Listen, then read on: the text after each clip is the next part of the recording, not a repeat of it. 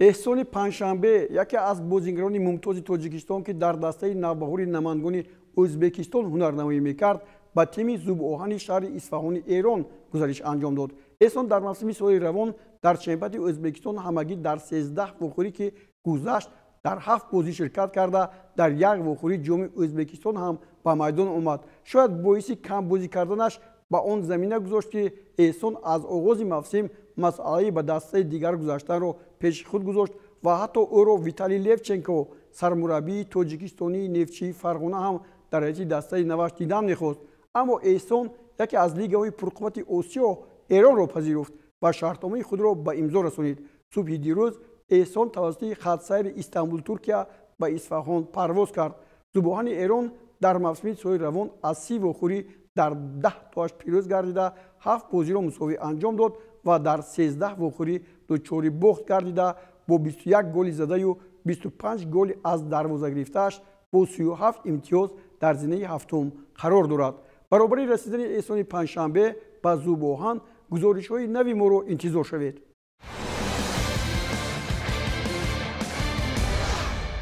پرویزجان عمربویف یکی از فوتبالبازان شناخته تاجیکستان عضو دسته منتخب کشور که 6 سال در چمپیونات بلغاریا در اروپا بازی کرده است در صفحه رسمی خود خبر داد که با لوکوموتیو پلوودیو شرطنامه‌اش را به انجام رسانیده است.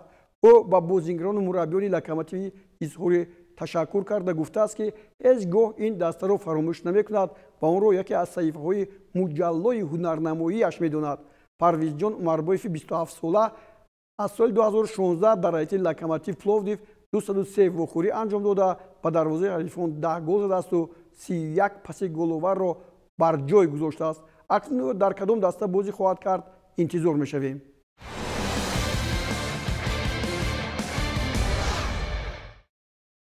دسته اسخط خوجان سرمربی نوی خود را اعلام کرد. اسخط را من بعد ایگور سوروف مشق می‌دهد. او از روسیه بوده در هیئت دسته‌های ساتورن 2 روسیچی، یاکوتیا، ولگا، بلوگارسک و کلوب مرکزی ورزشی ارتش پامیر سال 2017 بازی کرده است.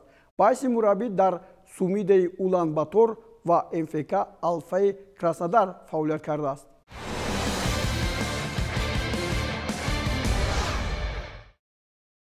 چمپیون فعلی تاجیکستان استقلال دوشنبه تصمیم گرفت که با 3 لگنر خود خیرخوش نماید.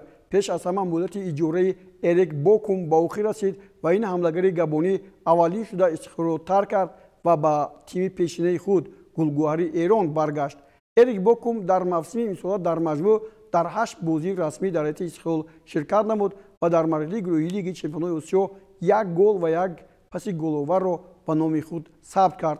بازیگر دیگری که هیئت استقلال ترک کرد این نیکیتا چیچرین است که امسال در هیئت دسته در لیگ چمپیون‌ها شرکت کرده در چمپیونات مملکت بازی کرده است. استقلال شرطنامه محمد اسایف ازبکستانی را نیز به درازان نبرد.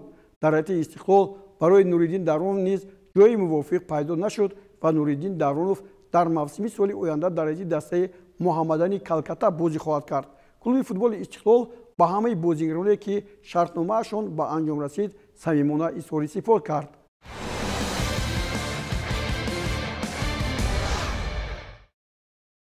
چون روزانه گزارش فوتبالبازان از یک دسته به دسته دیگر ادامه دارد، کلوب مرکزی ورزش ارتش با نیم حمایتگرش ادریس امینو شرطنامه همکاری را قطع نمود. ادریس امینو در هیئت سربازان 7 بازی گذرانیده در میدان 610 دقیقه بازی کرده است. او همچنین در بازی‌های گروهی ای جام کنفرانسی فوتبال آسیا در هیئت سربازان 3 واخوری انجام داد و یگان مرتبه عوض نشده است.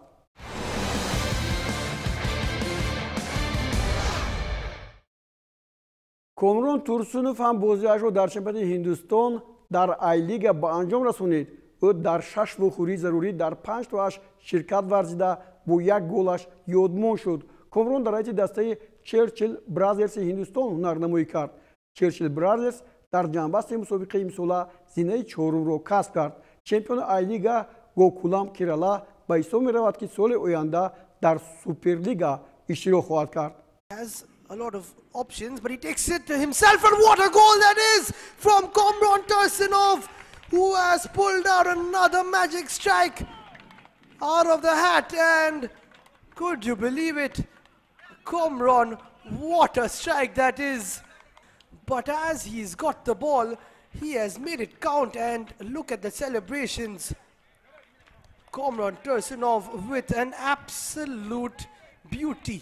аз бозигарони узви дастаи мунтахаби тоҷикистон сиёвуш асоров аз ҳама бештар дар бозиҳо ширкат кардааст. агар соли гузашта ӯ шарафи шайх русеро ҳимоя карда буд, пас имсол дар ҳайати раҳмат гонҷ 15 вухӯрӣ гузаронида 1 гол ба самар расонид ва дар маҷмӯъ 1163 дақиқа майдондорӣ кард. раҳмат гонҷ дар зинаи нӯҳуми ҷадвали мусобиқот қарор дошта аз 18 вухӯрӣ 14 имтиёз ба даст овардааст. 3 ғалаба дораду 10 бохт ва 3 вухӯриаш мусовӣ анҷом ёфтанд. бо ин хабар барномаи имрӯзаи худро ба поён мерасонем. мақсади мо тарғиби футболи тоҷикистону ҷаҳон аст.